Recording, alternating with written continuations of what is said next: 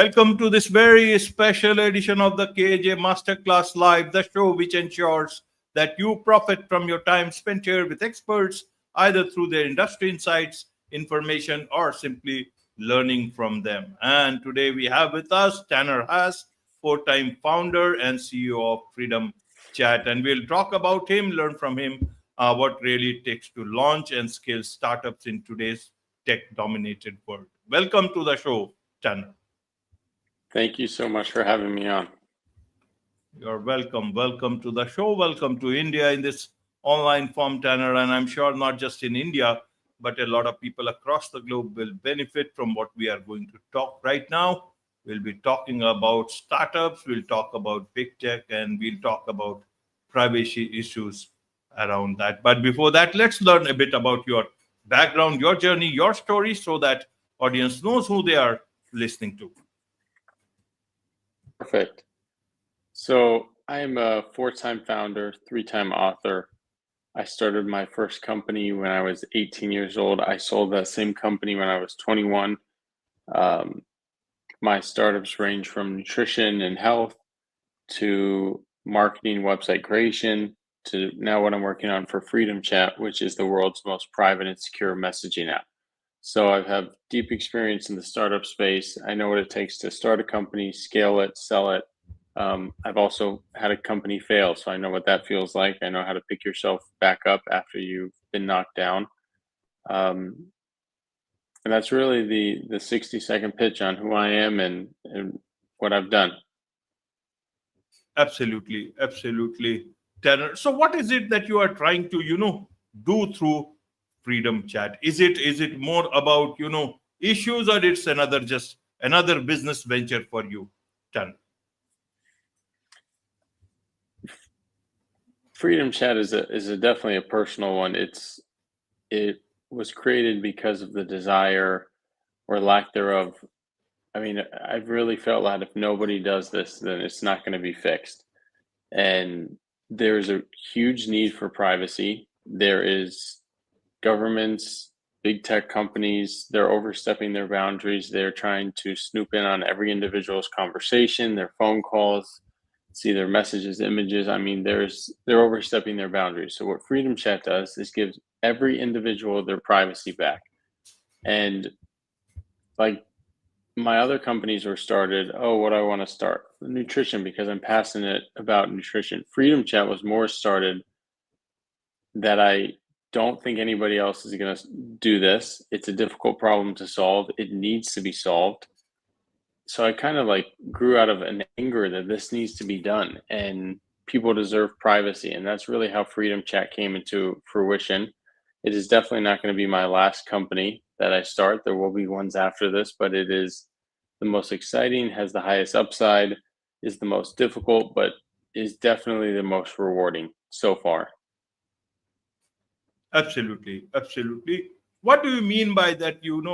Big tech companies are, overstepping into the privacy domain much more than it is required. People love it. People love those companies. They want to use their products. They have it on their desktop. They have it on their mobile phones. Not one, but whatever number of mobile phones they have it there all. Who asked them to download those apps? They can just not download it.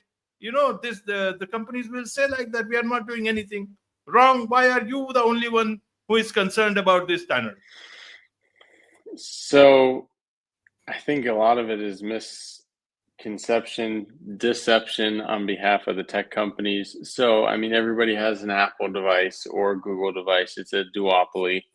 But the biggest thing is the messaging services. If you look at WhatsApp, you look at Telegram, you look at iMessage, you look at Google, they all act like they care about your privacy, that they protect your messages, that everyone is end-to-end encrypted, and we can't see what you send under any circumstances. And that's not true. It's actually just dishonest. So let's take WhatsApp, for example, largest messaging app service on the planet. They claim that they have end-to-end encryption. End-to-end encryption is supposed to mean that nobody other than the intended recipient can read what you say under any circumstance at any time, no matter what. With WhatsApp, they can back up your conversation on another device. If you report a user, you can see the last few messages. So that's not true end-to-end encryption. They also store every single one of your messages, images, videos on a server, often indefinitely, and they have an immense amount of user data that is used for commercial purposes, obviously, because WhatsApp is Facebook, Instagram, it's so, I mean, if you and I are talking and I send you something, but then Facebook, WhatsApp, they take who we are, our contact list, where we're located, our political affiliation, financial information, device, IP address. That's not actually speaking privately in my mind. It's overly invasive. It's borderline surveillance. And what Freedom Chat does is you and I can message. It's true end-to-end encryption, meaning nobody other than the intended recipient, which is you, can decrypt a message.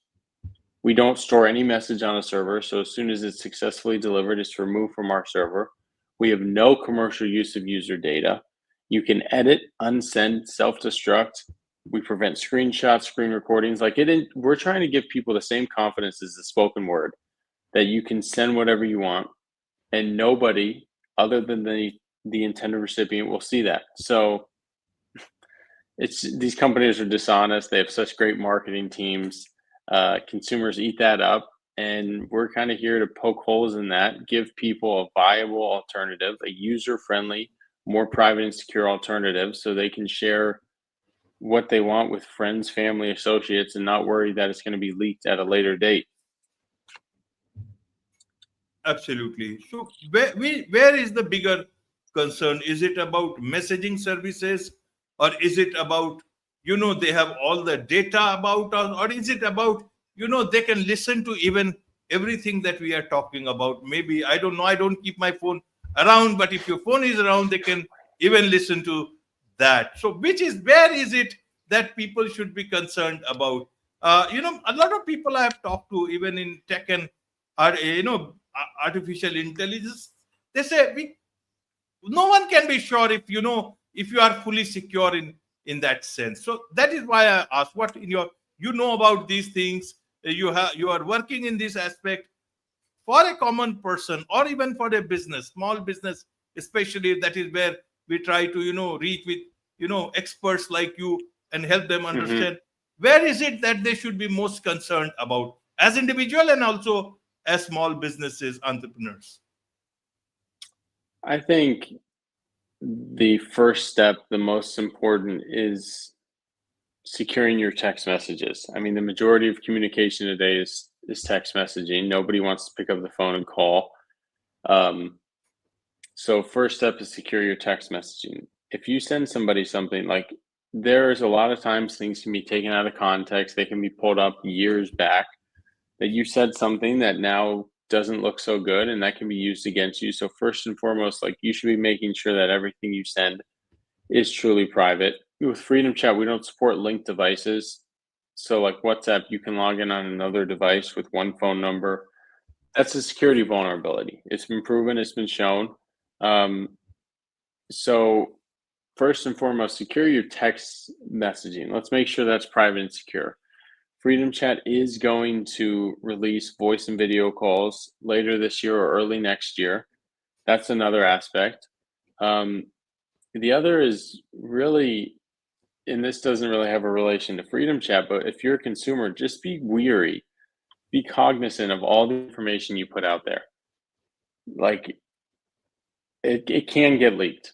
Anything you put out there, any image, video, unless it's over Freedom Chat, that can get leaked. Your social security number, your credit card. Be wary of how much data these companies actually have. And if you think they're just using it to serve you better ads, like, it's going to get more and more invasive. They're going to have more and more reasons for that data. I mean, AI, they just feed it to AI, and that builds more powerful models. So I just would encourage users, listeners, to start paying attention to their privacy, because it matters. And it's only going to get worse as AI gets more powerful, as we reach the age of quantum computers, which will break all cryptographic protocols. Just start thinking about it. Start getting prepared. do a digital cleanup, so to speak. Absolutely, absolutely. So, where are we going? Are we becoming more secure with AI? People used to say that AI will bring more security and Web3 and all that. So everything will Hmm. keep. Where are we going? Are we going towards more insecurity, or are we moving towards more security, Tanner? Could go either direction. I don't I don't think AI is really the big um, change that people are expecting. I think when we reach 2030, 2035, somewhere around there, and fully error corrected quantum computers come online. Quantum computers are not like traditional computers. They run using the principles of quantum mechanics, not transistors. So their magnitude's more powerful, their magnitude's faster. They will be able to break any cryptographic protocol today unless those algorithms are quantum safe, post quantum secure. The majority of the internet is not. Cryptocurrencies, wallets, they're not. They'll have to upgrade their protocols as well. So I think a lot of things are going to change within the next 5 to 10 years. AI coupled with quantum computers are going to wreak havoc on digital cybersecurity. And that's what we want to do for Freedom Chat is actually be the backbone of much of the internet and provide quantum safe encryption because these computers, they will be able to break. You think of healthcare, you think of banking. I mean, there's so much information out there that a lot of that is if it gets leaked, like if you don't have some sort of privacy, you have nothing. If you can't log into your bank account, if you don't have access, like your health records aren't private, what you send your mom, your sister, your brother, like a lot of stuff is going to change in 5 to 10 years. So I don't think it's AI that's the big changer, but there is a lot of change coming. And if we don't get prepared as a society, as a nation, as a just honestly, the world needs to be prepared. Whether it's India, the United States, every country is going to need to buckle down and be prepared. Absolutely. So, who is the enemy here against whom everyone has to be prepared? Yeah, everybody needs to be prepared. Companies, Against first whom? and Who foremost, is the enemy here? When you talk about 20, 30, 35. whoever has the first fully error corrected quantum computer. Because if you think of um, the whole internet, all encryption protocols today basically are protection against traditional computers, what you and I are on right now. When a quantum computer comes online, that will be able to break all traditional encryption protocols, right? So that could be a big tech company in the US, it could be China, it could be uh, a very wealthy foreign government, it could be a government agency, like whoever has the first fully error corrected quantum computer is going to hold all the cards. Um, so I think it's people need to start getting prepared now, start building security solutions for the future. I think a lot of hype has gone into AI, has gone into cryptocurrency, and people don't think about the security ramifications of what's coming. Um, so the way I put it, like AI is a nice to have.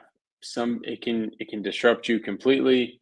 Um, let's say it's very very important. It's a competitive edge, but for security purposes, if you don't upgrade your security protocols to post quantum cryptography, so quantum safe encryption when quantum computers come online, you have no business, right? If nothing is secure, if your banking records, if your healthcare records, if you're a hospital and nothing you have is secure and it's been hacked and leaked out, you have no business. You literally, that has happened in the US. One of our largest healthcare insurance, or I mean, Change Healthcare had a massive breach and it paralyzed the healthcare system. I mean, people were waiting to get paid, people can get appointments scheduled. Like, that's what's going to happen. But times it by a million, that's what's going to happen if we don't get prepared. Absolutely. What is your advice for small businesses, startups who are, trying to scale up, and they have to depend on tools like, that we just talked about, either WhatsApp or anything. And then we've got Other options also, people used to talk about Signal and Telegram and all. Now we have got the Freedom Chat. What would you like to tell our small businesses who have to be close to the customer also? They do not have any intention of selling any data, but they do need that data for either their customers' safety, privacy, security, as well as, for their own usage. They don't want to do anything else with that data. What would you like to tell them? I think one of the most important things for a small business is, one, keep kicking, meaning be incredibly persistent. You just have to be in the game. You got to keep kicking, keep fighting. Usually the best ideas that are not started out of something that you just love to do. It's going to be rooted in like hatred and anger, meaning, what do I mean by that? If you think of the US healthcare system and it makes your blood boil, or if you think of the Indian healthcare system and it makes your blood boil, that's usually a good sign that you should start a business in that space. If you think of privacy and security like I did, and it makes your blood boil that these companies say something, do another, that nobody has privacy, that's why I started Freedom Chat. So if you're sitting at home and you're like, I am so disgusted by the quality of milk here. Okay, then that's a good sign that you should change it. You should create a company. Like, that's, I think, how the best companies are started. They're not started with, oh, I just love this so much, I want to create it because it's my passion. Well, you have to make sure there's a market need. So really, for me, my companies, that shift was huge for me. Not from what do I want to what does the world need, what does the market need. That's a big difference. And as a startup founder, as an entrepreneur, you have to be so wildly persistent. You have to be prepared to hear no 1,000 times, be kicked down, punched down, get back up, keep going, get hit down again, get back up. So I'd say just be incredibly persistent, get used to hearing no, but keep pushing. Think of something that makes your blood boil. That's what you should pursue. Like, if it has to be changed, if it has to be improved, take it upon yourself, do it. Like, aim to do something big. And really, there's seasons for everything in life. So get used to the building stage, get used to the foundation stage. It's not always going to be straight up in the air. Oh, sales are skyrocketing, business is booming. No, there's going to be some hard times. There's going to be some difficult moments, but get used to that, smile in that time, and it's going to prepare you later down the road. And those three pieces of advice would be the most instrumental that I would give out. Absolutely, Tanner. What about the adoption rate for Freedom Chat? How is the public looking at it? So this is our alpha version. So we had our MVP, which basically just tested the market. Would users download this? Is there some interest? And the answer was yes. We got 30,000 users in 30 days. That was 2 years ago. I mean, it takes time to build something like this. And then we launched our beta version, which was a step up between our MVP. This was a product. Let's get some users playing on it. Playing, I mean, downloading it, using it.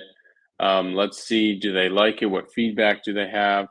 And now we just launched our alpha version, which is a full-fledged messaging app. And I think it's the most private messaging app on the planet. We've reached near feature parity, surpassed it in many aspects, meaning, I mean, WhatsApp, right, looks super good. They were incorporated in 2009. They're owned by one of the largest companies in the world. They have a lot of features. It looks fun. It looks sleek. We had to reach that in a very short amount of time with a lot less capital. And I think what we've done so far is incredibly impressive, and I'm super proud of our team. So for Freedom Chat, we have done incredible things. We've raised roughly $2 million. So to be able to do what we've done, raising that little amount, that might seem like a lot. That's not a lot when you're building. I mean, Signal got a $100 million grant. WhatsApp they were able to raise significant amounts. They were acquired. Telegram was able to get money from their founder. Like, what we've done, we've been fighting uphill, but the adoption rate, the excitement has been tremendous, and we're just getting started. I do truly view Freedom Chat as a viable alternative to WhatsApp, Telegram, Signal, and by 2030, our goal is to have 50 to 150 million monthly active users. So are we going to be the next WhatsApp in size? Probably not. But can we take 5% of their market, 10% of their market? I think we absolutely can, for those that care about their privacy and security. Right. So your first market is the US. Are you looking also at India at any stage, Tanner? Absolutely. I think the Indian market is actually one of the largest.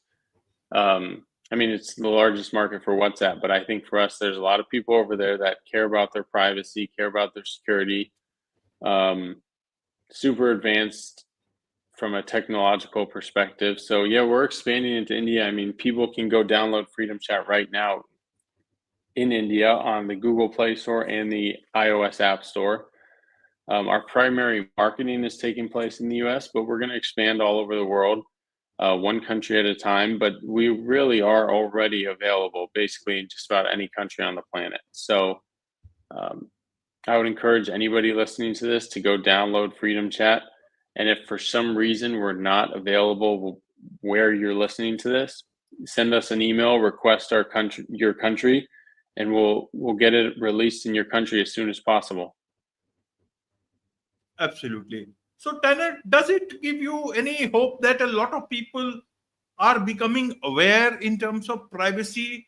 The sales of dumb phones is in billions of dollars, if I understand. Does that give that people don't want to take unnecessary risks in terms of their data, their privacy with this sort of an indication? How does that, how do you understand by this sort of, rising consciousness about these things? I think people are definitely becoming more aware. They see the negative effects that somebody's career was ruined because an image or video was leaked, a message was leaked, and I think there's rising awareness. I think the tide is turning in the sense that people don't just want to share every single thing that they can. They're starting to be a little more cognizant of, hey, what if this gets out? They're looking a little bit more into the products they use. So I think the tide is turning, and that's good news for us. I mean, research shows that consumers care more about privacy and data security than ever before. It's increasing at an ever faster rate. I think that the tide is on our side, and consumers are starting to become aware, and I think it's only going to continue to accelerate. Absolutely. So, Tanner, you are yourself very young and you are a founder, you understand tech, you are into tech now. And so, and with the advent of AI, people are just trying to figure out what sort of a world will it be in, say, 10, 15 years. What sort of a Mhm. world do you visualize that it should be there and that you will be working for in the, say, next 10, 15 years for the, in terms of future? Mhm. I think there's a few scenarios. I I like to think that people. I don't like the idea of machines replacing all people. I think humans, we need meaning in our life. We want to work on something. We want to work on difficult problems. So I really don't like the idea that AI can replace the majority of people. I don't think that's. I think that's the easiest way to cause an uproar. Um, It really, a lot's going to depend on the next 5 years. Progress in AI, progress with quantum computers. Um, I mean, I could see in 10 years, it's not looking a whole lot different than it does today. Maybe we're a lot more productive. A lot of things are automated with AI. It's faster, more personalized service, um, driverless cars, more efficient batteries. Like I could see a world like that. I could see that there's this huge explosion and within 10 to 15 years, I mean, for better or worse, AI explodes, especially when it's combined with quantum computers to release some sort of super intelligence. We have some real security threats now that quantum computers have been released. So I think there's two scenarios, and you're on the side of that's going to go really well or it's going to go really poorly. But I think first and foremost, the most important thing is making sure that we have our security, that everybody is secure, companies are secure, individuals are secure, they have their privacy. And then from an AI perspective, it's good to automate stuff. It's good to improve your margins, but I don't like the idea of kicking out people entirely. I don't like the idea of a universal income. People never need to work for a living. They can just hang out at home and receive money. I don't think that's a good solution. I don't think that's going to last. So to tell you the truth, I don't know. I don't have a crystal ball, but I think it's going to be very interesting. The next 5 years will be very, very telling. Absolutely. Absolutely. There's so much to learn about all this from you, Tanner. And I'm sure a lot of people would like to connect with you, learn more from you, about your company, Freedom Chat, lots of things that you are doing. What's the best way for them to connect with you? Best way to connect with me is go to my website, tannerhaas.com. I have companies that I've started. I have content there, articles. I have a media deck, so that's a way to get in contact with me. Download Freedom Chat. You can subscribe to my channel. I'm not the biggest fan of social media. For anybody that has not listened or read this book, go read The Anxious Generation. It is one of the best books. It talks about the negative effects of social media. That's why I use Freedom Chat as my form of social media. So we didn't just create the most private messaging app. We also created a new private form of social media.